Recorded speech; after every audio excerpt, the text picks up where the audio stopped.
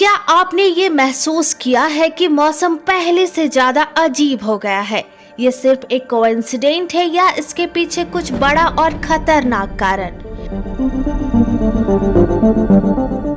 ये कारण है ग्लोबल वार्मिंग, एक ऐसा संकट जो हमारी धरती को तेजी से बदल रहा है।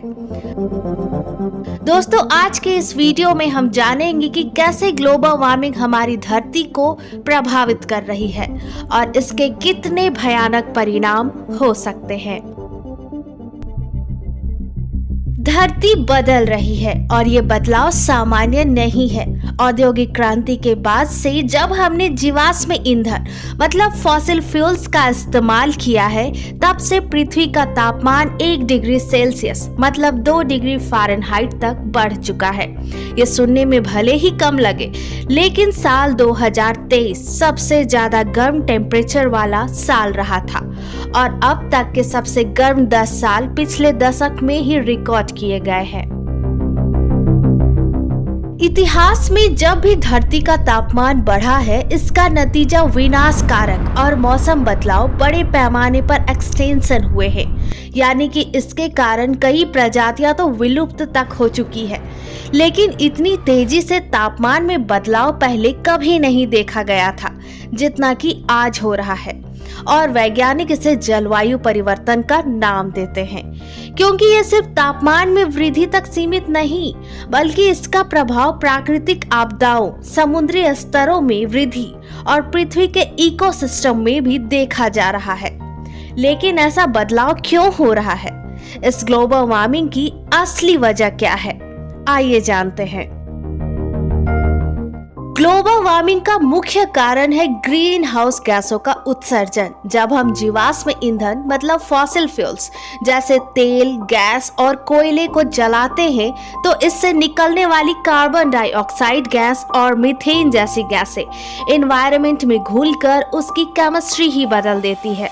ये गैसें सूर्य के किरणों को धरती पर तो आने देती है, पर उनकी गर्मी को वापस स्पेस पे नहीं जाने देती, और इसी को ग्रीन हाउस इफेक्ट कहा जाता है। और उसमें से कार्बन डाइऑक्साइड गैस, जो बहुत ही कॉमन गैस है, जो लगभग 75% इन्वायरमेंट चेंज के लिए जिम्मेदार माना जाता है। ये गैस फॉसिल फ्यूल्स को जलाने के साथ साथ फार्मिंग और जंगल की कटाई पे भी डिपेंड करता है। मीथेन, हालांकि ये 16% उत्सर्जन के लिए जिम्मेदार है, फिर भी कार्बन डाइऑक्साइड गैस से 25 गुना ज्यादा पावरफुल माना जाता है। ये इतना मजबूत होता है कि ये बहुत तेजी से इन्वायरमेंट में गर्मी बढ़ा सकती है। मीथेन का प्रमुख सोर्स पशुपालन, तेल और गैस उत्पादन, इसके अलावा लैंडफिल कचरा माना जाता है। ग्लोबल वार्मिंग के ये कारण हमारे पर्यावरण और जीवन पर कैसे असर डाल रहे हैं, आइए जानते हैं। इसके सबसे बुरे प्रभाव हमारे ध्रुवीय क्षेत्रों जैसे पहाड़ी इलाकों और ग्लेशियर में पड़ रहे हैं। आर्कटिक क्षेत्र धरती के अन्य क्षेत्रों के मुताबिक कई गुना तेजी से गर्म हो रहा है, जिसकी वजह से वहां की बर्फ की परतें पिघलनी शुरू हो गई है और प्राकृतिक आवास समाप्त हो रहे हैं। इसके अलावा जेट स्ट्रीम का प्रवाह भी बाधित हो रहा है, जिससे दुनिया भर में मौसम अस्थिर होता जा रहा है।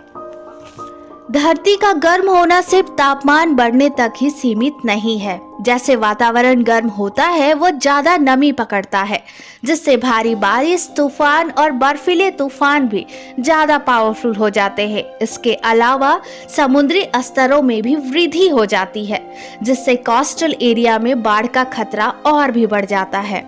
ग्लोबल वार्मिंग का असर सिर्फ इंसानों तक ही सीमित नहीं है, बल्कि कोरल रीफ जैसे समुद्री इकोसिस्टम भी अब खतरे में है।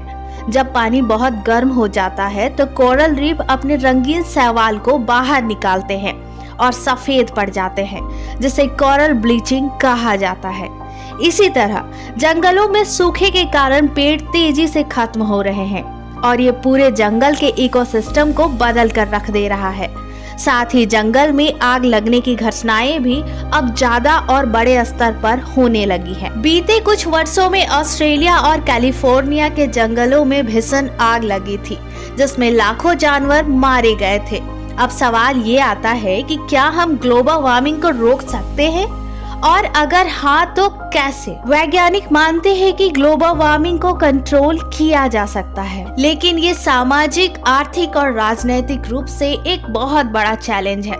ग्रीन हाउस गैसों का सीमित करने के लिए हमें फॉसिल फ्यूल्स का यूज कम करना होगा। फॉर एग्जाम्पल, बिजली उत्पादन और गैसों के इस्तेमाल होने वाले तेल और गैसों की जगह में जीरो एमिशन टेक्नोलॉजी जैसे सोलर और विंड पावर का उपयोग करना होगा। ट्रांसपोर्टेशन के क्षेत्र में हमें इलेक्ट्रॉनिक व्हीकल का ज़्यादा उपयोग करना होगा और पब्लिक ट्रांसपोर्ट को बढ़ावा देना होगा। इसके अलावा शहरी क्षेत्रों में ऐसे स्कीम रेडी करनी होगी जहां साइकिल और पैदल चलने को ज्यादा प्रमोट करने होंगे। एक समय पर असंभव मानने वाली तकनीक जैसे जियो इंजीनियरिंग अब गंभीरता से ली जा रही है। अब ये तकनीक धरती के वातावरण को इस तरह से बदलने का प्रयास करती है कि सूर्य की किरणें को रोकने और हवा से कार्बन डाइऑक्साइड गैस को सीधा हटाया जा सके। प्राकृतिक इकोसिस्टम की बहाली भी एक अच्छा सॉल्यूशन है। जंगल, महासागर और वेटलैंड्स कार्बन को अवशोषित करने में मदद करती है, लेकिन जब ये नष्ट हो जाती है तो उनकी ये क्षमता भी समाप्त हो जाती है। वास्तव में हमें बढ़ते तापमान की क्षमता के साथ जीने के तरीके सीखने होंगे, जैसे समुद्री स्तरों के बढ़ने के हिसाब से घरों का निर्माण करना होगा और हीट वेव्स के दौरान घरों को ठंडा रखने के लिए नई टेक्नोलॉजी को अपनाना होगा। ग्लोबल वार्मिंग आज के समय का सबसे बड़ा चैलेंज है। ये हमारी धरती के हर एक कोने को बदल रही है और अगर हमने अभी कदम नहीं उठाया तो इसका परिणाम हमारे जीवन और हमारे आने वाले जनरेशन के लिए बेहद खतरनाक हो सकते हैं।